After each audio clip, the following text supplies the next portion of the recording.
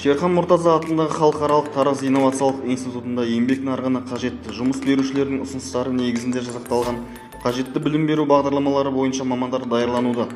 Солардың бірі ветеринарлық медицина. 2022-2023 оқу жылында ашылған ветеринарлық медицина білім беру бағдарламасы аймақтың ауыл шаруашылығы, оның ішінде мал шаруашылық және жануар текті шикізатқа және өсімдік текті өнімдерге ветеринарлық медициналық сараптау жүргізу, мал ауруын емдеу, оның алдын алу бойынша көмек көрсету салаларындағы мамандарға деген қажеттілікті қамтамасыз етеді. Таңдау пәні биология, химия. Білім беру бағдарламасына білікті де тәжірибелі профессор-оқытушылар құрамы дәріс өткізеді. Институтта студенттердің білім алуына толық жағдай жасалған. Зертханалық кабинеттер, компьютерлік класстар, кітапханалар және соңғы үлгімен жабдықталған жатақханамен қамтамасыз етілген.